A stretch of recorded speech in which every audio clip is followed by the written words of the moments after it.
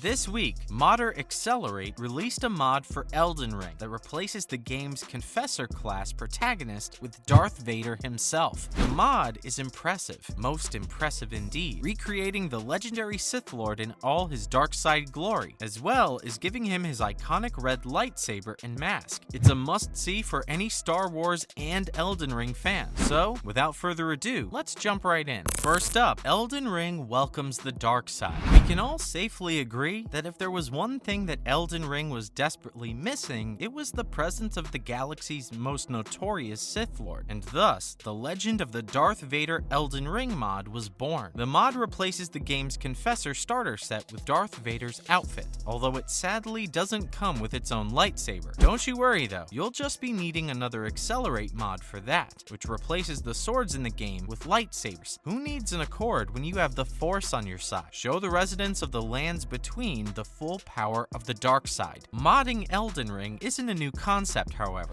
Players have developed countless others, such as the one that transforms the Tree Sentinel into Thomas the Tank Engine. There are also mods to add Sonic the Hedgehog, Shrek, and Barack Obama into the game as well. Characters aren't just being modded into the game. However, as central characters like Radin and Ranni the Witch have also been hilariously modded into the fighting game Tekken 7. We tip our hats to these hardworking modders who make the games even more enjoyable for us all. Breaking into the Lindell Colosseum. In further Elden Ring news, there are many buildings and locations on the game's map that can't be accessed by players and simply serve aesthetic purposes. Or do they? Famous Elden Ring data miner Sekiro Dubi dug deeper into those massive inaccessible arenas found throughout the lands between, which were first highlighted by fellow Souls hacker Lance McDonald. Sekiro Dubi dug into files related to the Colosseum, recreating its interior for normal gameplay along with an unused site of grace. The entrance to the Colosseum is lit up by torches, featuring an altar with a kind of fossil-like rock formation on its top. It's still unclear what purpose these arenas serve. Most speculate on their potential as PvP arenas similar to those from previous Souls games, or as a DLC expansion. Because they also featured NPC components at some point, we could also see them being used for a survival or a boss rush mode like the one in Sekiro. Whatever purpose these structures may hold, there's one thing we are all thinking: when can we enter? Who doesn't enjoy watching gladiatorial combat? Are you not entertained, Tarnished? Next, we have an army of mimics. The mimic tier Spirit Ash was formerly the King's Summons until it was tragically nerfed by patch 1.03. Unfortunately, it seems that being able to make an exact copy of yourself was deemed too broken by FromSoft Studios. But although a single summon was not as powerful as before, what if you could summon 20? Games from Mars, a modder on YouTube, modified Elden Ring to do just that. He adjusted the summon to bring forth a posse of 20 men in only underwear to demolish their enemies. As far as nude combat goes, it's a slightly different approach than Let Me Solo Her's jar-headed exploits. Relying only on their fists, these maidenless runts were able to make short work of minor bosses, but required some firepower to push further into the game. Armed with only the Wretches starting club, the nude dudes proved more than a match for major bosses like Margit, Godric, and Renala. While the bosses themselves went down easy, so did the game. The processors seemed to struggle under the weight of so many characters and would regularly crash. Who said bromance was dead? Hollow Knight's Hollow Promise. The latest Nintendo Indie World Showcase presentation had its debut on Wednesday, featuring a lineup of indie games set to be released throughout this year and beyond. There were some exciting new indie game announcements at the show. What absolutely wasn't at Nintendo's Indie World Showcase was, unfortunately, Hollow Knight Skillsong. It is a highly anticipated Metroidvania action game from Team Cherry, which was initially announced in early 2019. The studio has largely kept silent about the game's development in the years since. However, this hasn't stopped the fans' anticipation from building ever higher. They continue to pine for any Silksong news or updates, hoping that each Nintendo event will eventually bring them closer to what they want to see the most, but it looks like it was not that day. There's always a chance that the devs simply just need more time to create a game their fans would enjoy. The success of the first Hollow Knight game can't be understated. The success of that game meant that Team Cherry has had many opportunities to grow as a studio, and to grow its ambition for Hollow Knight sequel 2. All we can say is, good things do come to those who wait. So don't you go losing hope, now.